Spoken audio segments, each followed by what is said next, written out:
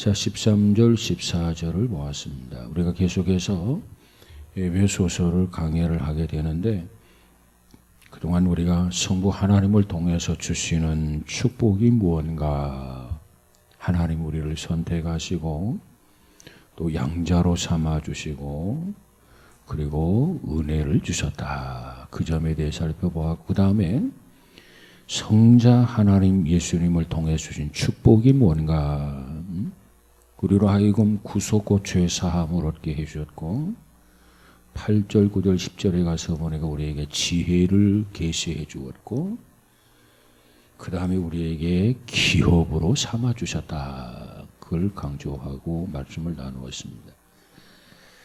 그리고 오늘은 이 성령을 통해서 하나님 우리에게 주신 축복이 뭐냐?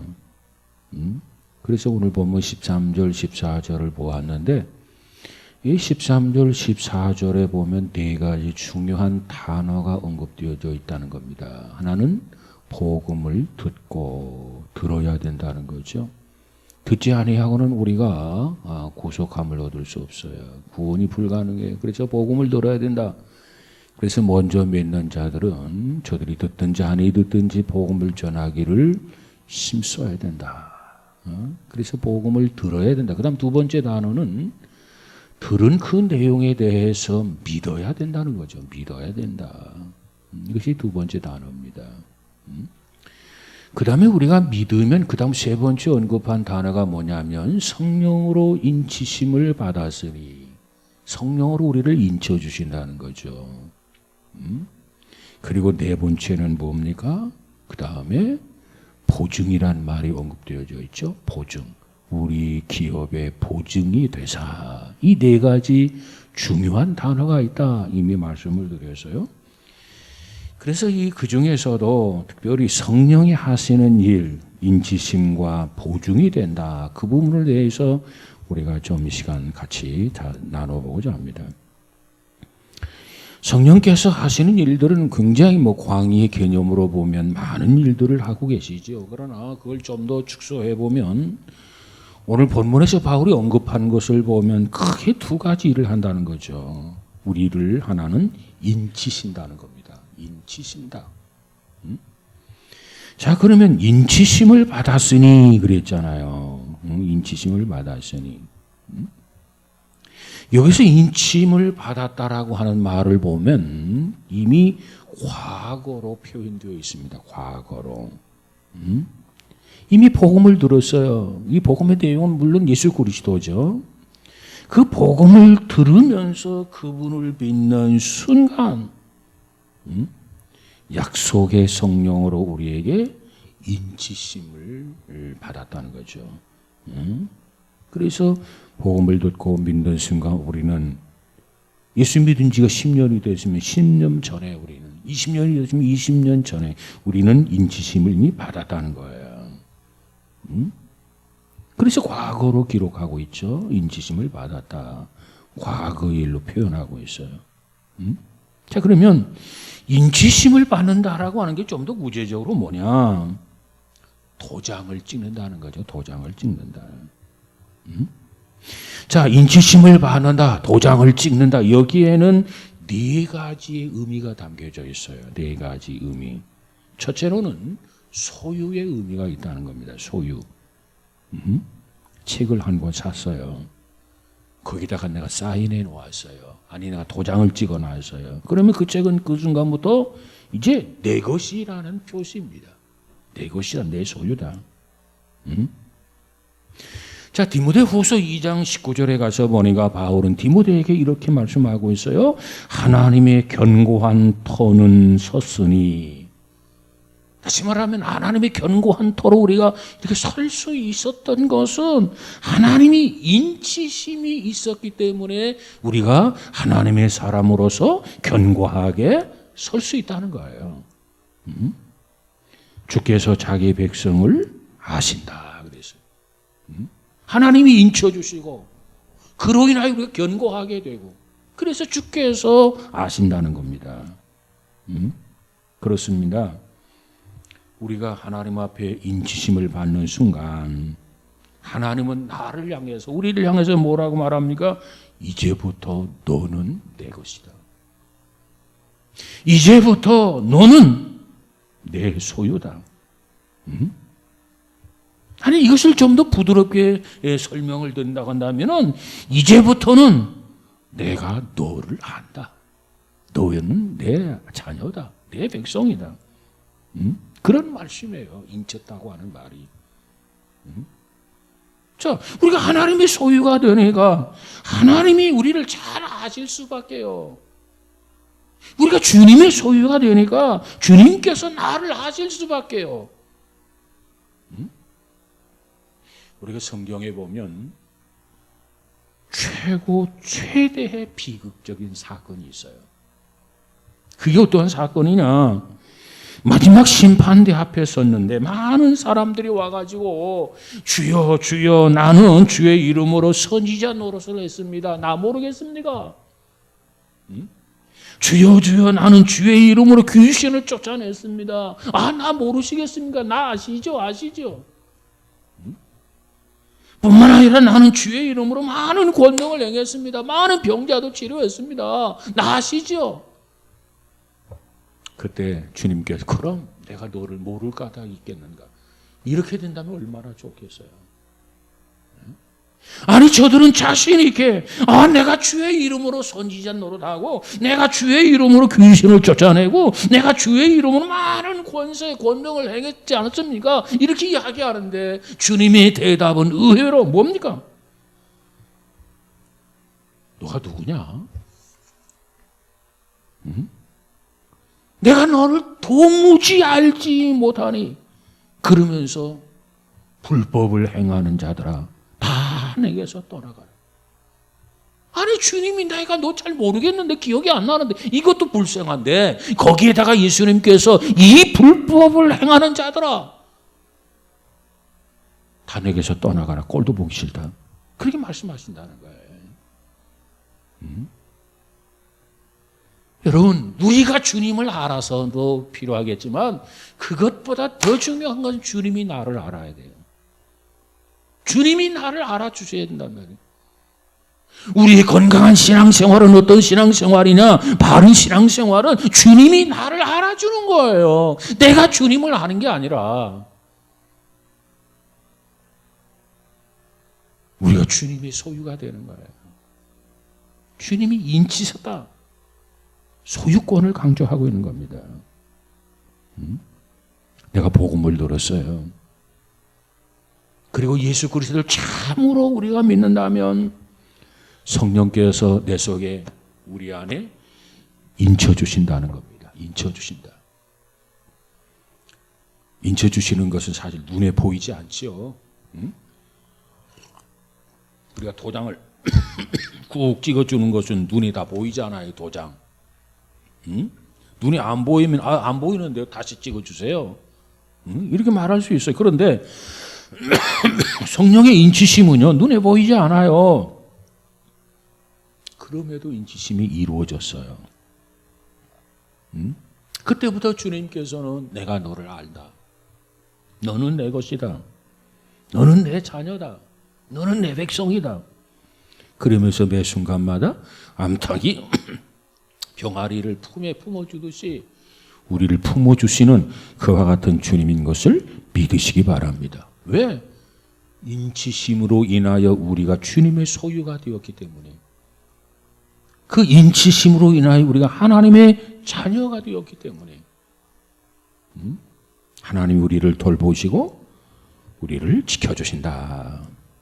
그 다음 두 번째로 인쳤다라고 하는 의미는 안전의 의미가 있다는 거예요. 소유의 의미뿐만 아니라 안전의 의미. 여러분 우리 모두는요 자기의 것은 다 소중한 줄 알아요. 자기의 것. 그리고 자기의 것은 다 어떻게든지 조심스럽게 다루어요. 자기 것은 아까운 줄 안단 말이에요. 자기 것은 아낄 줄 알아요. 휴지 하나라도 자기 것은 아낄 줄 알아. 근데 자기 것이 아니면 그냥 두 장이면 들고 세 장, 네 장씩 뽑아서 막 대충 하고 내버리고. 왜? 자기 것이 아니니까. 내가 알 게 뭐야. 이런 그랬던 시민 정신입니다. 자, 그런데 인친다라고 하는 말은 안전의 의미가 있다는 거예요. 하나님이 내 것이다. 내 자녀다. 내 백성이다. 그래서 성령을 통해서 이와 같이 인지심을 받았다면 이제부터는 하나님의 성령이 나와 함께 하시고 나를 보호하시고 나를 지키시고 나와 동행하시고 나를 인도하심을 믿으시기 바랍니다. 그런 의미가 있어요. 안전의 의미. 그냥 인쳤나 보다. 그게 아니고 인쳤다라고 하는 것은 이제 나는 하나님의 소유가 되어서 하나님이 책임지고 우리가 우리 것을 아끼듯이 하나님이 인치신 하나님의 자녀를 하나님의 백성들을 아끼고 보호하고 인도하고 동행해 주신단 말이에요.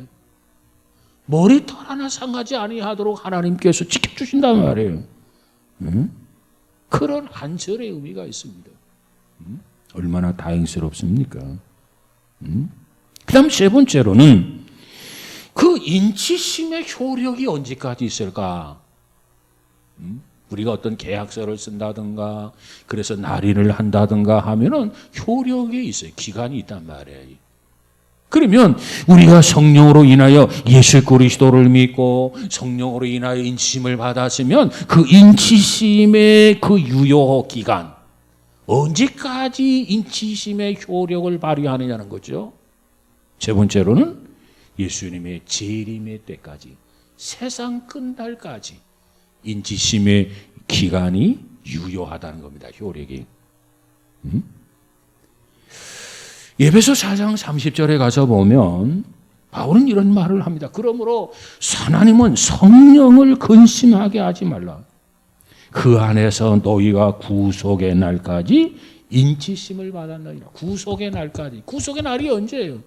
주님께서 이 땅에 재림하면서 우리가 들림을 받아가지고 혼인잔치에 참여함으로써 이 세상 끝이 오는 거 아니겠습니까? 그러니까 예수님께서 이와 같이 재림하는 그날까지 우리는 매사에 성령이 나와 함께하고 동행하고 지키고 보호해 주시는데 그 성령을 근심시키지 말라는 겁니다. 염려시키지 말라는 겁니다. 늘 마음 놓으시도록 성령을 믿고 따르라는 거예요.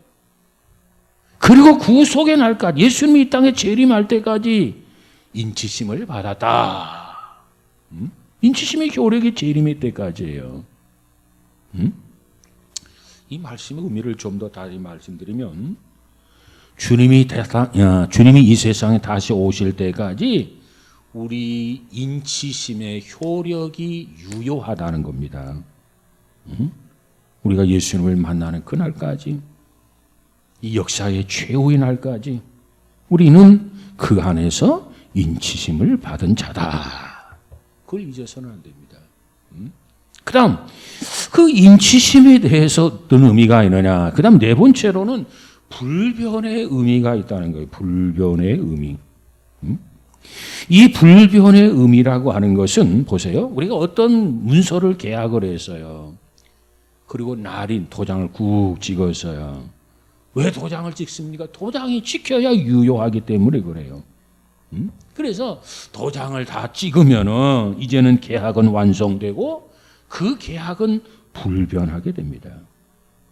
다시 말하면 그리스도 안에서 성령이 우리를 인치시게 되면은 그 인치심과 더불어서 우리는 주님과 나 사이 관계가 이제 영원한 관계로 이루어진다는 거예요. 그리고 그 관계는 불변하는 관계입니다. 영원한 관계요, 불변하는 관계. 뭐 1년 지나면 관계가 뒤집혀지거나 뭐 취소한다거나 그거 아니고 이 계획은 계약은 영원한 계약이에요. 그리고 변하지 않는 불변의 계약입니다. 자, 어떤 때 이와 같은 계약이 이루어지게 되느냐? 복음을 우리가 들었어요. 그리고 깨닫고 믿었어요. 그때 성령께서 도장을 꾹 찍어 주신다는 겁니다. 이 효력은 영원하다. 이 효력은 결코 변할 수가 없다는 거예요. 그렇습니다. 우리가 하나님의 자녀가 한번 되면은, 잘 들어보세요. 하나님의 자녀가 되면 자녀가 되지 않을 길이 없어요. 정서적으로 보면. 한번 자녀가 되면 세상 끝날까지 하나님의 자녀가 되는 거예요. 근데 많은 사람들이 어떤 생각을 가지고 있느냐 하면은, 성령의 인치심을 받았다가도 떠나버릴 수 있다고 생각하는 사람들이 있어요. 이 성령의 인치심을 받았다가도 이 약속, 이 계약이 파기되고 이 계약을 무효로 돌이킬 수 있다고 생각하는 사람이 없지 않아 있어요. 그건 잘못된 생각입니다. 하나님의 자녀가 되면, 성령의 인치심을 받았으면 자녀가 되지 않을 방법, 되지 않을 길이 없다는 거예요. 그래서 우리 중에 어떤 사람을 보면 다시 성령을 주옵소서, 성령을 주시옵소서, 이런 기도를 하는 사람도 없지 않아 있어요. 그런 의미에서 보면 틀린 기도다. 성령은 한 번 오면 세상 끝날까지 떠나지 않는다니까요. 자, 우리가 구약에서의 성령의 역사를 보면, 하나님의 영, 구약의 영은요, 이 성부, 성자, 성령 삼위일체 하나님을 우리가 믿는데, 이 구약에서는 성부 하나님께서 주도적으로 역사하는 것이 구약이에요. 신약에서 주도적으로 역사하신 분이 누구냐? 예수님이에요. 그렇게 예수님이 계셨다가 승천하시고 오순절 강림 이후에 주도적으로 역사하신 분은 성령님이에요. 구약에 주도적으로 역사하신 분이 하나님이라고 해서, 성부 하나님이라고 해서 하나님의 영이 역사하지 않아요. 그거 아니에요. 하나님의 영이 역사해요.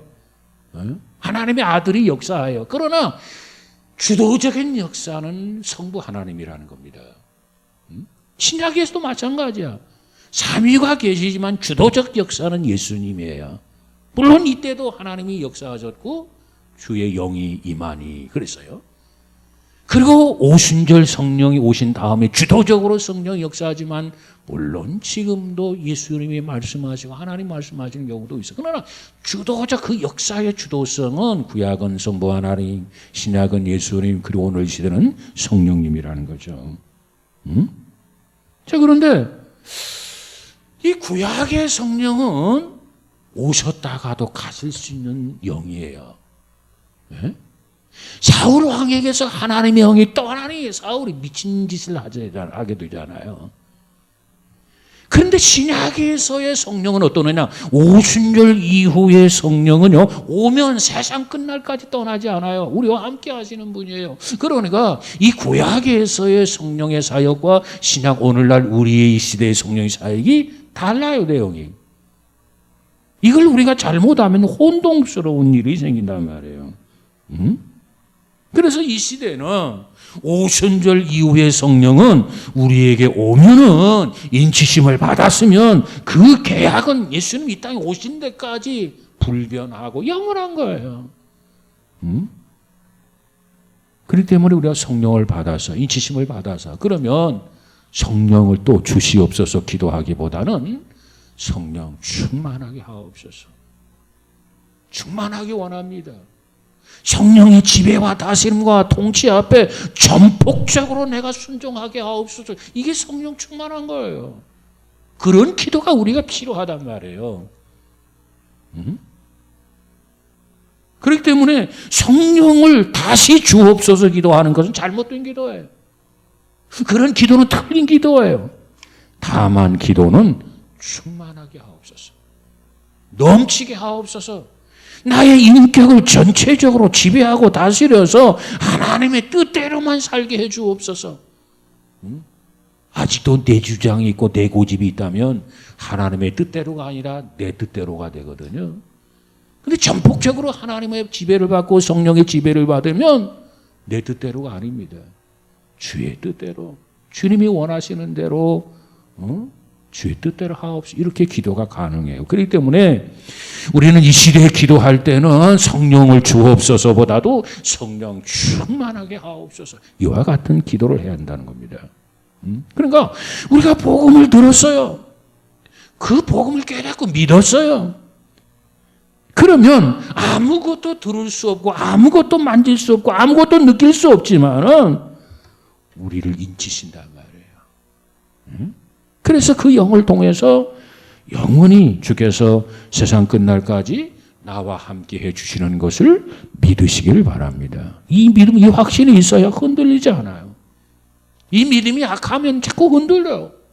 하나님이 날 버린 것 같기도 하고 성령이 내 곁을 떠난 것 같기도 하고 내가 하나님 곁을 떠났을는지 몰라도 내가 성령을 멀리하고 성령을 근심시키는 일은 있었는지 몰라도 성령은 결코 떠나지 않는 영이시다는 겁니다.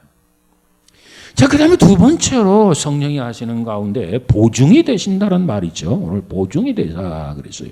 자, 오늘 보면 13절, 14절을 한번 다시 볼까요? 13절, 14절 시작. 그 안에서 너희도 진리의 말씀을 곧 너희의 구원의 복음을 듣고 그 안에서 또한 믿어 약속의 성령으로 인지심을 받았으니 그 다음 14절에 이는 우리 기업의 보증이 되사 그 얻으신 것을 속량하시고 그의 영광을 찬송하게 하려 하심이라.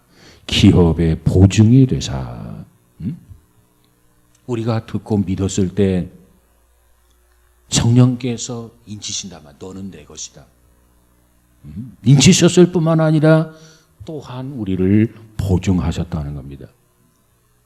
그러면 여기서 보증하셨다라고 하는 의미가 뭐냐? 뭘 말하는 거냐? 자, 보세요. 우리가 아파트를 사기로 계약을 했어요.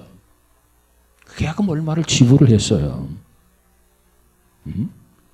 그런데 이 계약금 얼마, 보증금으로 얼마를 주었는데 그 얼마를 준 것이 다 준 게 아니잖아요. 일부분을 준 거예요, 일부분.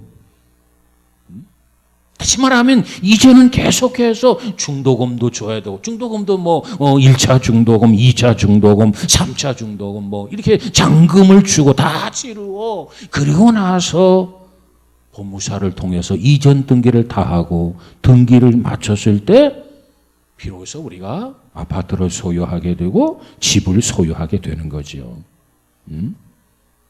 자, 그러니까 여기서 보증을 하셨다. 집을 사기로 계약하고 계약금을 내었다. 보증금을 내었다. 이 말은 이제부터 주는 것의 시작이라는 거예요. 주는 것의 시작.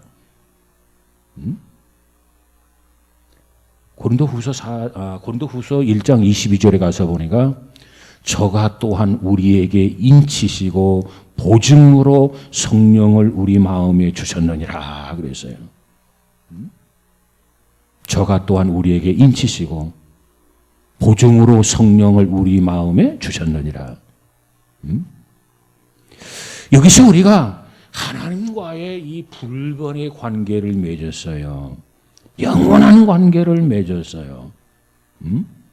자, 이 관계를 맺었고 이제부터 이 하나님과의 약속 속에서 축복받은 자녀라고 하는 것을 하나님이 보증을 하셨다는 겁니다. 어떻게 보증하셨는가? 그것을 대답하죠. 뭐라고 말합니까? 하나님께서 보증으로 우리 속에 성령을 주셨다 그랬어요. 우리가 예수 그리스도를 믿는 순간 보증으로 성령께서 내 마음속에 들어오십니다. 믿는 순간 보증으로 성령을 내 마음속에 들어오시는 거예요. 보증으로. 어떤 사람이 예수는 믿고 한참 있다가 성령께서 사실 오시는 줄로 착각하고 있는 사람이 있어요. 그렇지 않아요. 주의 영이 아니고는 누구든지 주를 주라 할 수 없다고 그랬어요. 그러니까 신실하게 주님을 주라고 고백할 수 있다고 하는 것은 이미 주님이 함께하는 것이고 주의 영이 함께하는 거예요.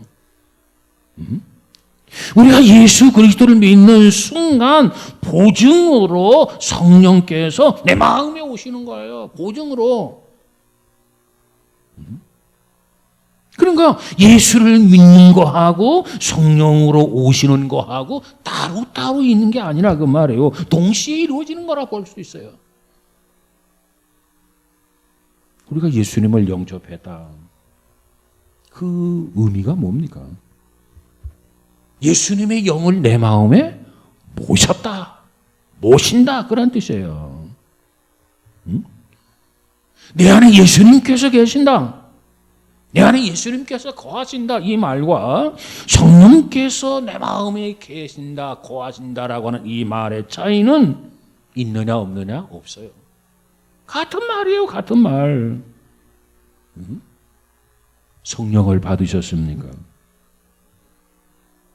예수 그리스도를 영접했습니까? 같은 말이에요. 같은 말. 같은 의미로 이해를 해야 되고, 다만 우리는 예수를 믿으면서 자꾸 내 고집대로 내 주장대로 산단 말이에요. 예를 들어 10% 믿음 가지고 있고 80% 90% 순종하지 않고 살아가고 있어요. 이 상태에서 10%에서 20% 30% 40% 50% 60% 70% 80% 90% 100% 순종하고 복종하며 살게 해주세요. 이게 뭐냐? 이게 성령 충만한 거예요. 성령 충만함은 완전히 지배당하고 완전히 복종하는 것을 충만한 상태라고 말할 수 있습니다. 그런가 성령을 받았느냐? 예수님이 내 안에 계시느냐? 같은 말이에요. 같은 말. 다르게 이해하면 안 돼요. 그런데 많은 사람들이 성령 받는 이야기를 예수 믿는 거하고 이게 구분해서 이해를 하고 생각을 합니다. 근데 어떤 근거를 어디에 두고 그런 얘기하냐, 그런 생각을 하는가, 이렇게 보면 우리는 매사에 우리 신앙생활의 교과서가 성경이란 말이에요. 성경. 그러면 성경을 보면서 우리는 성경에서 우리가 답을 얻어야 돼요. 근데 성경을 통해서 답을 얻는 게 아니라 주변의 사람들의 경험을 통해서 답을 얻으려고 자꾸 생각을 한단 말이에요. 주변의 사람들의 그 말에 자꾸 귀를 기울이게 된단 말이에요. 그러니까 성경에서 말하는 것과 주변에서 하는 말과 비교해 보면 일치가 안 돼. 자꾸 혼란스러운 거예요. 아니 내 자신의 믿음도 불분명한데 확신도 가지지 못했는데 자꾸 이와 같이 혼동스러운 말을 듣게 되니까 더 혼란스러워질 수밖에요. 우리는 무엇보다도 성경에 뭐라고 말씀하고 있는가? 왜? 성경은 오류가 없는 완전한 계시라고 우리가 믿습니다. 그러니까 성경대로만 믿으면, 성경대로만 신앙생활하면 잘못될 리가 없는 거예요. 그냥 건강한 거예요. 근데 우리는 성경은 덮어놓고 성경보다도 주변 사람들의 경험, 이와 같은 것들에 자꾸 귀를 기울이게 된다는 거죠. 그래서 잘못되게 되고, 그래서 이단으로 빠지게 되고, 그래서 영적인 비용을 앓게 되는 거 아니겠습니까? 자, 예를 들어 좀 설명해 볼까요? 성령을 받으려면 삼각산에 가서 기도하면서 소나무 뿌리를 몇 개 뽑아야 된다, 이런 말들을 많이 해요. 이 말의 의미는 우리가 알아요. 물론 그와 같이 열심히 성령 충만함을 받기 위해서 기도해야 된다. 정말 뜨겁게 간절하게 사모해야 된다. 그 의도는 알아요. 그러나 너나 나나 알 것 없이 삼각산에 가서 이 소나무 뿌리를 붙들고 죽기 살기로 매달리고 기도하다가 거의 기진맥진해서 나무 뿌리를 붙들고 기도하다가 딱 뿌리가 뽑혀지면 뻥 하면서 내 속에 성령의 불이 임했어요. 그 순간 나는 성령을 받았어요. 이렇게 말하는 사람이 있단 말이에요. 참 위험스러운 신앙생활이죠. 물론 그럴 수 있어요. 그건 부정하지 않아요. 그러나 위험한 그런 생각이라는 겁니다. 왜? 우리가 성경에 보면 성경 어느 구절에 창세기부터 계시록까지 가서 볼 때 정말 산에 가서 나무 뿌리를 붙들고 나가 떨어지는 순간, 기도하다가 나가 떨어지는 순간 성령을 주신다는 약속이 한 구절도 없어요. 다시 말씀드립니다. 그 열심은 이해 안 한다니까요. 간절하게 기도하는 것은 이해를 해요. 얼마만큼 성령 충만함을 사모한다, 그거 이해를 해요. 그러나 누가 그렇다고 해서 그 방법으로 성령 충만함을 받는다? 그렇게 생각한다면 그건 큰 위험스러운 모습이라는 겁니다. 자, 물론 성령께서 그렇게 해서 오실 수도 있어요. 다시 말하면 그렇게 함으로써 나도 그렇게 하면 기도해봐야지, 그렇게 해서 성령 충만함을 받을 수 있어요. 그 부정하는 거 아닙니다. 나도 다른 사람처럼 열심히 그렇게 기도하고 정말 부르짖고 기도하고, 그리고 그처럼 밤을 새워가면서 이슬을 맞아가면서 기도하고, 그랬을 때 성령의 불이 강한 감동으로 우리를 찾아오실 수도 있어요. 그러나 그것은 그 사람의 경험이라는 거예요. 경험. 이 경험은 얼마든지 달라질 수가 있어요. A라고 하는 사람이 하는 경험이 다를 수가 있고, B라고 하는 사람의 경험이 다를 수 있고, C라고 하는 사람의 경험이 다를 수 있어요. 중요한 것은 지나치게 이와 같은 경험만을 강조한다고 한다면 그 외 다른 방법으로 성령 충만이 받는 것을 인정하지 않는다는 거죠. 부정한다는 거예요. 이게 문제라. 여러분, 성경은 말하고 있잖아요. 우리가 거듭나는 거, 성령 충만함을 받는 거, 아무 경험도 변화도 일어나지 않는 가운데도 변화될 수 있고 거듭날 수 있고 성령 충만함을 받을 수 있는 거예요. 꼭 우리의 눈에 뭔가 보이고 꼭 우리의 눈에 뭔가 잡히고 그런 방법을 통해서만이 성령 충만함을 받는 거 아니라니까요. 그 근거는 성경입니다. 그렇습니다. 오늘 본문에 보면은, 오늘 본문에서도 우리가 성령을 받을 수 있는 유일한 조건으로 바울은 두 가지 단어를 우리에게 제시해 주고 있는 겁니다. 성령이 하시는 일, 성령 충만함을 받는 일, 두 가지 단어로 우리에게 제시해 주고 있는데 이 두 가지 단어가 뭐냐면 듣고 믿는 거예요. 믿는 거, 듣고 믿는 거. 예수 그리스도에 대한 복음을 듣고, 그래 내가 그 복음을 믿는다, 믿을 때 내 마음속에 성령께서 충만히 임하는 거란 말이에요. 우리는 말씀에서 본다면 오늘 말씀은 두 가지, 듣고 믿고예요. 듣고 믿고. 그 다른 그 외 방법은 달라질 수 있어요. 여러 가지 방법으로 나타날 수 있기 때문에 그걸 부정하면 안 돼요. 그것도 인정해야 돼요. 그러나 두 가지 기본적인 성경이 우리에게 말하고 있는 변하지 않는 진리가 뭐냐? 복음을 듣고 그 복음을 믿을 때 성령이 우리에게서 충만하게 임하게 된다는 겁니다. 그리고 이미 말씀드렸어요.